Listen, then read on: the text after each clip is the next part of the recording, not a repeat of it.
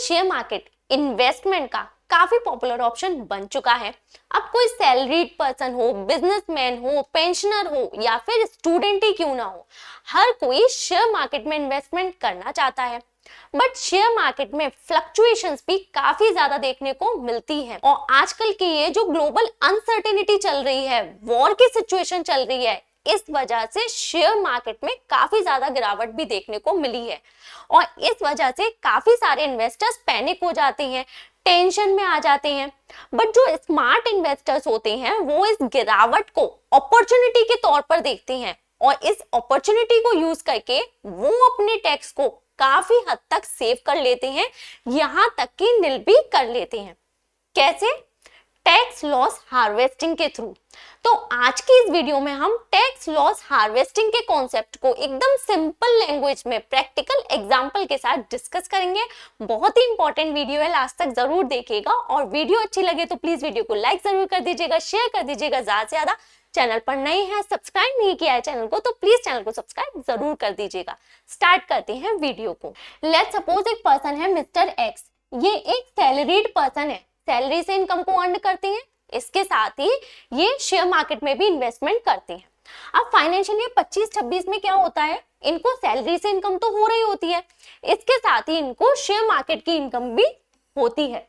ठीक है, अब लेट्स सपोज इन्होंने कुछ शेयर्स जो हैं वो शॉर्ट टर्म के लिए होल्ड कर रखे थे, मतलब उनको होल्ड किए हुए इनको 1 साल भी नहीं हुआ था।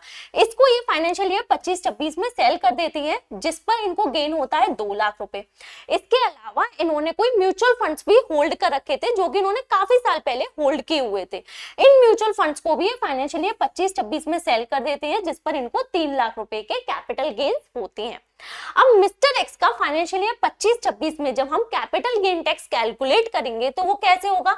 शॉर्ट टर्म कैपिटल गेन्स इनके कितनी है? 2 लाख रुपए। इस 2 लाख रुपए पर 20% की रेट से टैक्स लग जाएगा, 40,000 रुपए का टैक्स इनका आ जाएगा। जो लॉन्ग टर्म कैपिटल गेन्स है वो है 3 लाख रुपए के। ये जो 3 लाख रुपए हैं इस पे पहले इनको 1,25,000 की एग्जेम्पशन मिल जाएगी। अब बचे हुए लॉन्ग टर्म कैपिटल गेन्स है 1,75,000 रुपए। इस 1,75,000 पर इनको 12.5% की रेट से टैक्स पे करना होगा। इनका टैक्स कितना आ जाएगा? 21,875 रुपए। तो फाइनेंशियल ईयर 25-26 में शेयर मार्केट की इनकम पर मिस्टर एक्स का टैक्स कितना बनेगा? 40,000 प्लस 21,875, मतलब 61,875 रुपए का टैक्स इनका बन जाएगा। अब क्वेश्चन ये आता है कि फाइनेंशियल ईयर 25-26 में मिस्टर एक्स क्या करें जिससे उनकी शेयर मार्केट की इनकम पर ये जो टैक्स बन रहा है 61,875 का, ये या तो रिड्यूस हो जाए या फिर बिल्कुल जीरो हो जाए। कैसे करेंगे?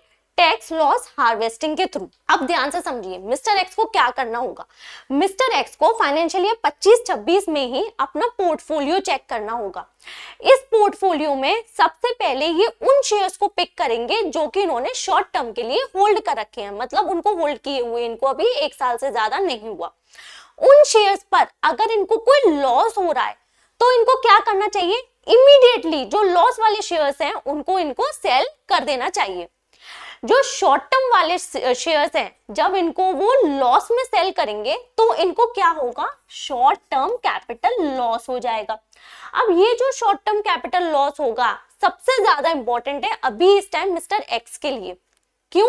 क्योंकि ये जो लॉस होता है इससे जो शॉर्ट टर्म कैपिटल गेन्स हैं वो रिड्यूस हो जाती है, सेट ऑफ हो जाती है, और भी अगर इनका कोई लॉस बचता है तो उससे अगर इनका कोई लॉन्ग टर्म कैपिटल गेन्स है तो वो भी सेट ऑफ हो जाएंगे, जिससे ही अपना टैक्स सेव कर लेंगे। इसी चीज को एग्जांपल से समझते हैं। लेट्स सपोज अभी हम किसकी बात कर रहे हैं? फाइनेंशियल ईयर 25-26 की बात कर रहे हैं। तो फाइनेंशियल ईयर 25-26 में मई मंथ में, मई 2025 में मिस्टर एक्स ने 6 लाख रुपए के लिस्टेड इक्विटी शेयर्स बाय किए थे। क्लियर? अब ये क्या करते हैं? मार्च 2026 में जब इन शेयर्स को चेक करते हैं तो ये जो शेयर्स हैं अब 2 लाख रुपए में इनके सेल हो रहे हैं।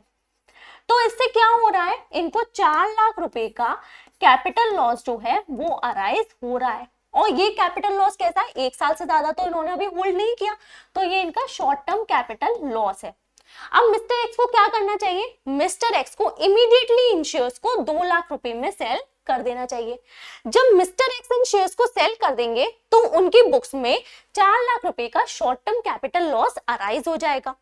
अब इससे क्या होगा, क्योंकि मिस्टर एक्स के पास यहाँ पर दो गेन्स हैं, एक तो 2 लाख रुपए का शॉर्ट टर्म कैपिटल गेन्स है और एक इनका एग्जेम्पशन माइनस करने के बाद 1,75,000 रुपए का लॉन्ग टर्म कैपिटल गेन्स है, राइट। अब फाइनेंशियल ईयर 25-26 में ये इनके गेन है और ये इनका लॉस आ गया। अब इसमें से पहले इनका जो शॉर्ट टर्म कैपिटल गेन है 2 लाख रुपए का, ये माइनस हो जाएगा। अभी भी इनका लॉस बच रहा है 2 लाख रुपए का, राइट। अब बात I long term capital gain की। अब इसमें से ये लॉन्ग टर्म कैपिटल गेन है वो माइनस कर देंगे 1,75,000 रुपए के। अभी भी इनका लॉस बच रहा है, कितने का लॉस बच रहा है, 25,000 रुपए का।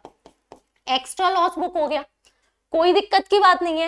ये जो लॉस है ये अगले 8 सालों के लिए ये कैरी फॉरवर्ड कर सकते हैं। नेक्स्ट 8 असेसमेंट ईयर्स के लिए ये कैरी फॉरवर्ड हो जाएगा। कैरी फॉरवर्ड करने का बेनिफिट क्या होगा कि अगले सालों में अगर इनका कोई शॉर्ट टर्म कैपिटल गेन होगा या लॉन्ग टर्म कैपिटल गेन होगा, फिर ये इसमें से माइनस हो जाएगा, फिर वो गेन रिड्यूस हो जाएगा, ठीक है। जैसे कि अभी रिड्यूस हुआ था, सेट ऑफ हुआ था, ऐसे आगे आने वाले सालों में भी जो गेन है वो सेट ऑफ हो जाएगा, ओके।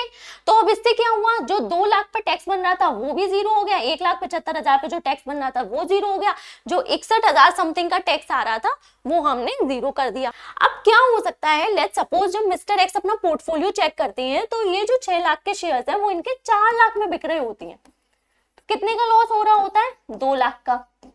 इस केस में क्या करना चाहिए, मिस्टर एक्स को सेल करना चाहिए। अभी भी लॉस तो हो ही रहा है ना, चाहे 2 लाख का ही क्यों ना हो रहा हो। अब ये 2 लाख का लॉस होगा तो इससे क्या होगा, ये जो 2 लाख का शॉर्ट टर्म कैपिटल गेन है ये एडजस्ट हो जाएगा, सेट ऑफ हो जाएगा। तो इस पे जो 40,000 रुपए का टैक्स बन रहा था वो टैक्स माइनस हो जाएगा, तो 40,000 रुपए का टैक्स तो सेव हुआ एटलीस्ट, राइट।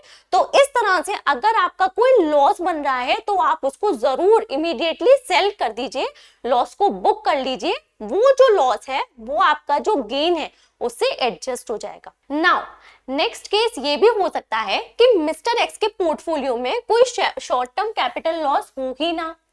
क्यों, क्योंकि हो सकता है उन्होंने कोई शेयर्स हैं वो शॉर्ट टर्म के लिए होल्ड ही नहीं कर रखे हैं, या फिर शेयर्स तो उन्होंने होल्ड कर रखे हैं बट वो गेन्स में जा रहे हैं, उसमें लॉस नहीं हो रहा। तो इस केस में क्या करना चाहिए, नेक्स्ट मिस्टर एक्स को अपने जो लॉन्ग टर्म कैपिटल लॉस है उसको सर्च करना चाहिए। अगर उनका लॉन्ग टर्म कैपिटल लॉस है तो उसको बुक कर देना चाहिए। लॉन्ग टर्म कैपिटल लॉस से क्या होगा, बस इसका एक ही एक ड्रॉबैक है लॉन्ग टर्म कैपिटल लॉस का, कि ये जो शॉर्ट टर्म कैपिटल गेन्स है वो इससे रिड्यूस नहीं हो सकते, सेट ऑफ नहीं हो सकते। लॉन्ग टर्म कैपिटल लॉस है तो वो लॉन्ग टर्म कैपिटल गेन्स को ही सेट ऑफ कर सकता है, ओके।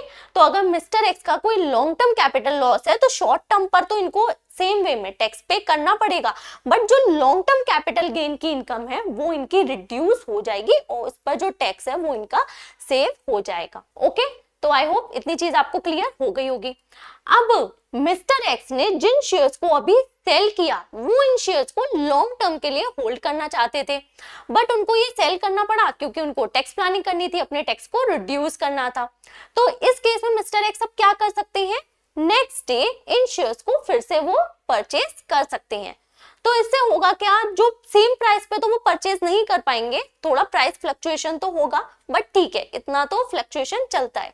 तो नेक्स्ट डे वो इसको क्या कर सकते हैं, फिर से परचेज कर सकते हैं। बस आपको ध्यान ये रखना है कि आपको उन शेयर्स को सेम डे में परचेज नहीं करना, अदरवाइज वो इंट्राडे ट्रांजैक्शन हो जाएगा, ठीक है, जो कि स्पेक्युलेटिव ट्रांजैक्शन पे बन जाता है। तो यहाँ पर ये लिखा हुआ है कि वो सेम शेयर्स को क्या करेंगे, mister x next day purchase करेंगे अगर वो उनको लॉन्ग टर्म के लिए होल्ड करना चाहते हैं। अब जो आपने कैपिटल लॉस बुक किया था इसके लिए आपको क्या करना होगा, अपना आईटीआर फाइल करना होगा। आईटीआर में आपको कैपिटल लॉस जो है वो शो करने होंगे, क्योंकि जब आप कैपिटल लॉस को शो करेंगे तभी आपको सेट ऑफ का बेनिफिट मिलेगा और आपका टैक्स रिड्यूस होगा। दूसरी एक इंपॉर्टेंट बात, अगर आपके जो कैपिटल लॉस है, जिनको जो एक्स्ट्रा लॉस आपके बुक हो गए हैं, जिनको आपको कैरी फॉरवर्ड करना है, तो कैरी फॉरवर्ड का बेनिफिट लेने के लिए आपको अपनी आईटीआर को ड्यू डेट तक फाइल करना होता है।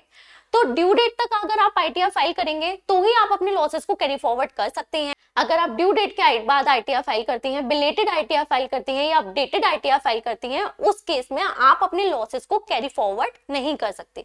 तो फाइनेंशियल ईयर 25-26 की अगर हम ड्यू डेट की बात करें तो यहाँ पर 2 ड्यू डेट है आपकी। अगर आप सैलरीड पर्सन है तो आप 31 जुलाई 2026 तक आपको अपनी आईटीआर फाइल करनी होगी। अगर आप बिजनेसमैन है या प्रोफेशनल है तो आप 31 अगस्त 2026 तक अपनी आईटीआर को फाइल कर सकती हैं। टैक्स ऑडिट का केस होता है तो 31 अक्टूबर सेम डेट होती है। अब एक तरीका और होता है जिसको यूज करके आप अपने टैक्सेस को सेव कर सकते हैं। कैसे, वो समझते हैं। देखिए, मैंने आपको बताया था अगर आपके शॉर्ट टर्म कैपिटल गेन्स हैं तो उस पर आपको फ्लैट 20% की रेट से टैक्स पे करना होता है। जबकि अगर आपके लॉन्ग टर्म कैपिटल गेन्स हैं शेयर मार्केट वाले तो उन पर आपको 1,25,000 की एग्जेम्पशन मिल जाती है और उसके बाद आपको 12.5% से टैक्स पे करना होता है। तो अगर आप शॉर्ट टर्म में शेयर्स को सेल करना चाहते हैं तो आपको थोड़ा कुछ महीने रुक जाना चाहिए। जैसे ही 12 महीने हो जाते हैं, 1 साल हो जाती है, उसके बाद में आप अगर अपने शेयर्स को सेल करेंगे तो वो लॉन्ग टर्म की कैटेगरी में आ जाती हैं। इस केस में 1,25,000 तक का बेनिफिट आपको मिल जाता है, एग्जेम्पशन बेनिफिट आपको मिल जाता है। तो ट्राई करें कि 12 महीने से पहले शेयर्स को सेल ना करें, 12 महीने होल्ड करने के बाद अपने शेयर्स को सेल करें। दूसरा, अगर आप लॉन्ग टर्म में अपने शेयर्स को या म्यूचुअल फंड्स को सेल करते हैं तो इस लॉन्ग टर्म कैपिटल गेन्स को अगर आप अलग अलग ईयर्स में स्प्लिट कर देंगे तो वो आपके लिए ज्यादा बेनिफिशियल रहेगा, क्योंकि ये जो 1,25,000 की एग्जेम्पशन मिलती है ये आपको हर साल मिलती है लॉन्ग टर्म कैपिटल गेन्स पे। तो ट्राई करें कि 1 साल में 1,25,000 तक का आप gain long term capital gains है वो बुक कर लें, फिर नेक्स्ट ईयर फिर 1,25,000 तक का गेन्स बुक कर लें। तो इस केस में आपके जो लॉन्ग टर्म कैपिटल गेन्स है वो एग्जेम्प्ट होते चले जाएंगे और आपको टैक्स बेनिफिट मिल जाएगा। अब आपको इंपॉर्टेंट चीज क्या ध्यान रखनी है कि जब फाइनेंशियल ईयर 25-26 के अगली अगर आपके गेन्स हैं और आप उनको रिड्यूस करना चाहते हैं, टैक्स प्लानिंग करना चाहते हैं, तो ये जो टैक्स प्लानिंग है, टैक्स लॉस हार्वेस्टिंग आपको सेम फाइनेंशियल ईयर में करनी होती है। तो फाइनेंशियल ईयर 25-26 के लिए 31 मार्च 2026 जो है वो लास्ट डेट होती है इस प्लानिंग के लिए। उसके बाद में जब आप बार बार शेयर्स की परचेज सेल करते हैं तो यहाँ पर कुछ हिडन कॉस्ट भी होती है जो कि आपको कंसीडर करके चलनी होती है, जैसे कि STT मतलब सिक्योरिटीज ट्रांजैक्शन टैक्स। तो जब आप रिकॉग्नाइज स्टॉक एक्सचेंज पर शेयर्स को, म्यूचुअल फंड्स को परचेज सेल करते हैं तो वहां पर आपको STT भी पे करना होता है। तो आपको कंसीडर कर लेना चाहिए कि STT आपका कितना चार्ज किया जा रहा है। ब्रोकरेज भी आपको पे करनी पड़ती है। एग्जिट लोड, जब आप म्यूचुअल फंड्स का प्री मैच्योर विड्रॉल कर लेते हैं तो यहाँ पर आपको 1% तक एग्जिट लोड भी पे करना होता है। तो इन सारे कॉस्ट को आप एक बार चेक कर लीजिए कि इस टैक्स प्लानिंग में ये कॉस्ट आपकी कितनी आ रही है। अगर टैक्स प्लानिंग जो है उससे आपको बेनिफिट तो कम मिल रहा है बट आपकी कॉस्ट ज्यादा हो रही है तो इसका कोई मतलब नहीं बनता, तो वो भी आपको चेक कर लेनी चाहिए।